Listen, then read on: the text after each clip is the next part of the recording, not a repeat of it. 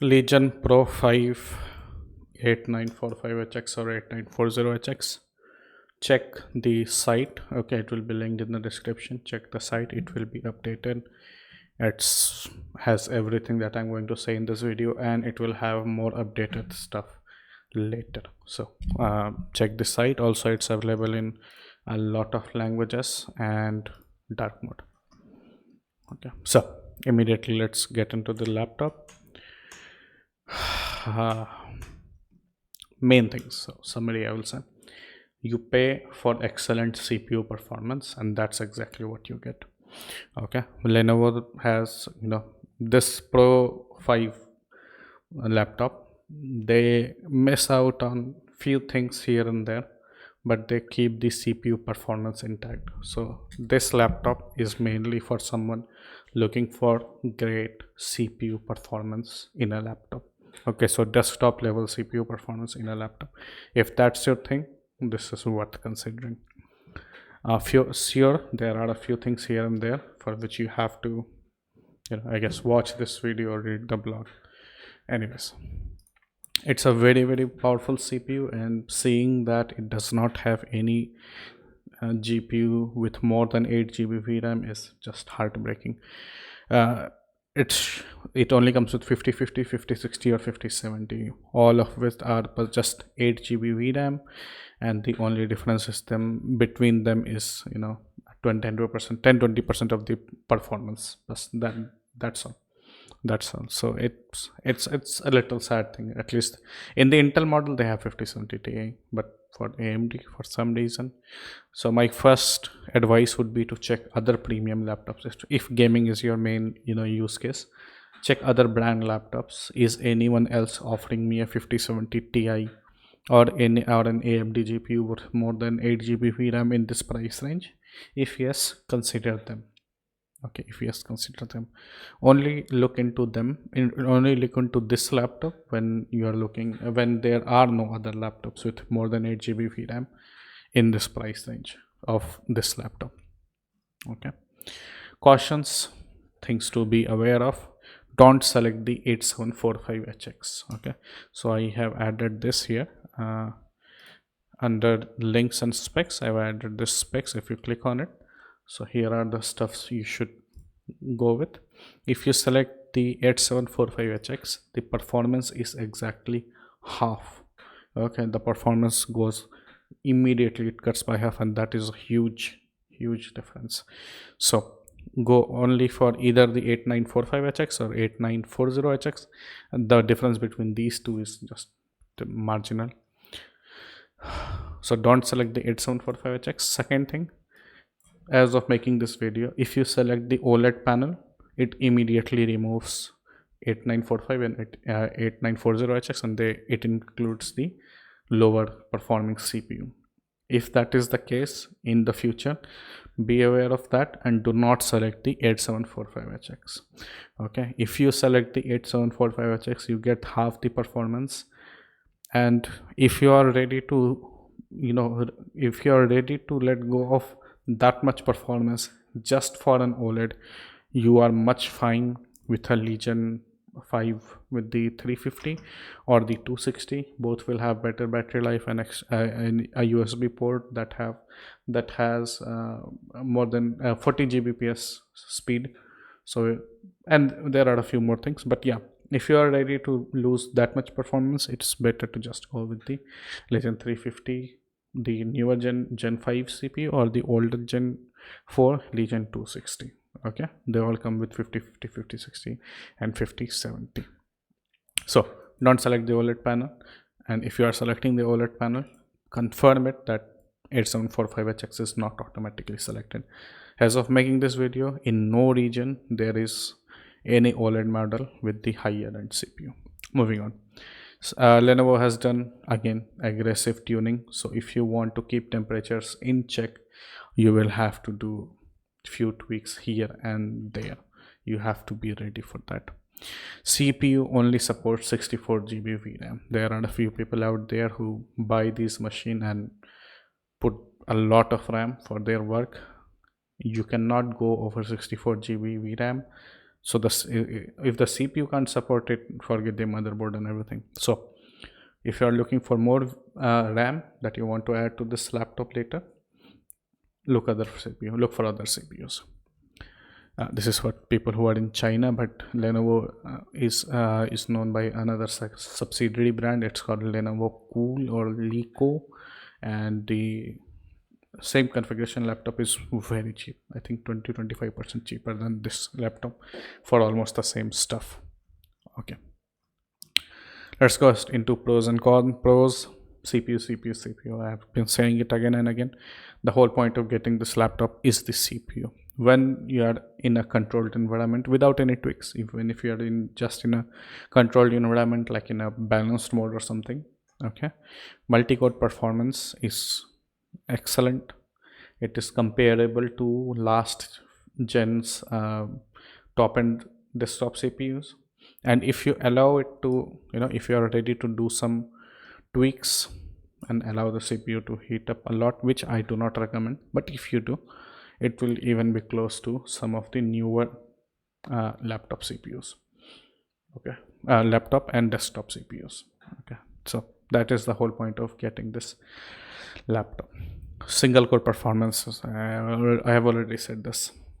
Even without tweaking, it's single core performance isn't that much. Most of the laptops are just, if you want a better single core performance, look for the newer Intel CPUs or the next video that I'm going to make on this Legion Pro with the 9000 series AMD CPU. That will be much better. Anyways, in gaming or workload that requires both CPU and GPU usage, but GPU a bit more, the CPU stays at 86 degrees and the GPU only is at 82 degrees. Build: earlier Lenovo Legion Pros used to be very heavy, very bulky. Now they have trimmed it down and it's more close to a normal Legion Slim.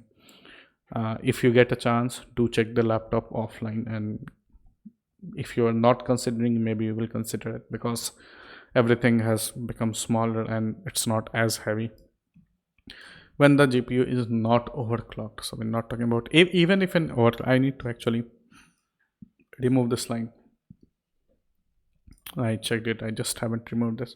Both an overclock and non-overclock, both GPU temperatures and the GPU memory temperatures, the memory blocks that are beside the GPU, are very comfortable, especially the memory. And this is, it's rare to see a memory temperature, GPU memory temperature lower than the GPU temperature. But yeah, in any GPU stress test we have tested with, I saw this, and it's a surprise to see memory temperature so low. So suffice to say that the cooling system is enough for the GPU at its maximum load. For the CPU, as I said, as long as you don't try to push it, it's fine. Display is very color accurate, so anyone who wants a color accurate screen, it's great for you. Neutral stuff, PTM cups pre-applied, PTM thermal paste, so you will not need to change the thermal paste of the laptop that quickly. 2 RAM, 2 SSD upgrade slots, and pre-installed comes, the pre-installed SSD is a smaller SSD, but it's good SSD in many markets. Keyboard is pretty good. The Legion keyboards are just in the top class of the gaming laptop. Only thing better than this will be the mechanical keyboard on some Alienware laptops. Darker design patterns, no RGB, so you can use this as your work machine. So this is not something I just included it because most people said it. Usually I don't care. Anyways, laptop is silent in balanced mode, so it won't automatically ramp up every few seconds when normally using it without pushing any heavy loads. Laptop body, it's fingerprint magnet, as people say, so gets very dirty very easily. Speakers aren't the best. This is something that will bug a lot of people because you are paying at that much, but as I said, they put all the money in CPU and that's what you will get. Under the palm area, it can get a bit hot, so not the WASD key, but below that alt space, and that it can get a bit hot under load. Of course, putting it on stand and a few tweaks here and there will help. Cons, CPU is still the older architecture Zen 4. This is just a rebranded 7945HX. If you find another 7945HX laptop, they might just be same. If you want the newer Gen 5, the 9945 or 55, so the 9000 series AMD CPUs, that will be better. And actually there is a Legion Pro with that. That's the next review that I will do. Due to Lenovo's aggressive CPU tuning, as I said, the tuning is aggressive. So if you push the CPU above 110 watts, AMD says to push it at 75 watt, Lenovo pushes it at to double that, 150 watt. If you push it beyond 110 watt, the temperature will rise to more than 90 degrees. CPU temperatures are high during gaming. Okay, so if it's a CPU bound game, CPU temperatures will hit 90 and above, unless you put it in balance mode or do some manual tweaks. As I said before, you will have, for keeping the CPU temperature low, just like in Intel, you will have to do some tweaks here. Be ready for that. No SD card reader, kind of expected with a machine that gives a color. Any machine that gives a colored accurate display should have an SD card reader, because those are the professional who need it most. No USB with speeds more than 10 gigabits per second, so that's bit by 8. Even the non-pro Lenovo 5 had the 40 Gbps port, so it's just sad to see, because transferring that data between a lot of storage is normal. So you will have to rely from the internal storage or use the internet LAN cable for transfer. Idle power draw is very high, so don't expect good battery life at all. I think it's 3.5 hours on normal usage, so not a lot at all. Two vent design. So as I keep saying, two vent design means if you live in a dirty environment, be ready to clean the fans every few months. Okay, so just take the backplate out, clean the fan. That is what you will have to do. You do not have to take the fan module out, so you do not have to take this out. You just have to clean these parts. Okay, you just have to clean this fan here, and the outlets here. So that's the two problem with two vent design. If you live in a very dusty place, if you use it in a normal place, it might not be that much required. Okay, and this is also, I think, the reason why the CPU temps were so high. No ports at the back. They just removed all the ports at the back, and that is considered to be a premium feature. So what can I say? It's sad to see this go, but maybe it was done to achieve the lower weight. Who knows? Since people will be, oh yeah, I already talked about this. Now let's go into benchmark and other stuff.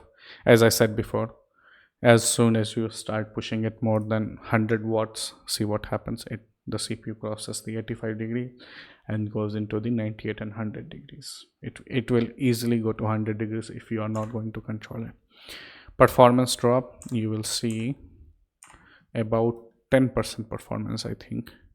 Yeah, so the highest you will get is like 34,000 score. In normal mode, in control temperature, you get 31,000, so you lose about 10% performance there. Okay, that's the raw data. About the GPUs, there is not, since all three are 8 GB VRAM GPU, the difference comes in how much they cost. Simple as that. Okay, taking 5060 as a base, the 5050 is 20% less powerful, so pay accordingly. For the 5070, it's 15% more powerful, so pay accordingly. Okay, in no case pay for this 5070 in this laptop if you have like a 5070 Ti. Maybe there is one case like there is no CPU, but you will find. Okay, even Lenovo has this Legion Pro Intel variant. Okay, I think 200 some CPU of Intel that comes with 5070 Ti, and I think that CPU is also performing pretty good. So there are options. Don't pay that much for 5070. Even 5060 is fine. Anyways, that's the two RAM slots, that's the SSD and the standoff, that's the fan module. thermal paste application, that's the PTM from the hardware manual. SSD can be both a small SSD and a large SSD, and you can remove the standoff, so double-sided SSD can also be installed. That's what we're being. Laptop is 2.3 kgs and the charger is 700 grams. It is smaller than before but almost the same weight. Anything else? That's the score when it's in control mode. When it's not controlled, it crosses 2000 and a bit more, 35,000. Performance is constant. This graph is blown up, so let me show you another one. Yeah, performance is constant, unlike Intel where you get a short burst of performance and then it drops. When you allow it, we already talked about this, and I do not need to go into the same thing again and again. Let's get back to the important point, and that is, should you get this laptop? Okay, so first things first, if you want an OLED display, this is not the laptop, because as soon as you select the OLED display, you get a half performing CPU, at which point you are better looking at other laptops with OLED. So OLED is not the reason to get this laptop. The reason to get this laptop is excellent CPU performance. That's all. Okay, excellent CPU performance, a desktop class CPU performance, and for those who are considering Intel, a stable CPU performance. So Intel, as I have shared multiple times, even I am using a 14700HX.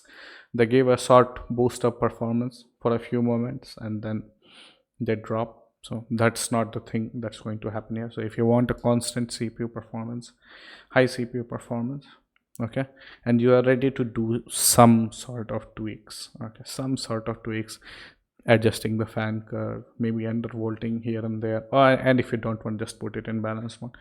If you are willing to do a bit of work, okay, and you want the CPU performance, and you're still fine with an IPS screen, it's a color accurate screen, you're fine with that display, I guess it might be for you. Okay, just it's not meant to be used as a laptop, it's more meant to be used as a desktop. You will have to find charger, AC adapter ports everywhere. So not for everyone, good for a few people who are looking for great CPU performance and are willing to sacrifice long battery life, OLED display, and what else to do, external USB port, clean aesthetic that you get when you have ports at the back. So if you are ready to sacrifice that much thing just for CPU performance, then it might be considered. And since I'm sure there aren't a lot of people who are ready to do that, so let's hope that not many people buy this laptop and its price comes down. And when it comes down to price, when it actually becomes competitive with other brand laptops, then it might be worth considering. So not 100% recommendation, but might be worth looking into during sales or discounts. So see you next time.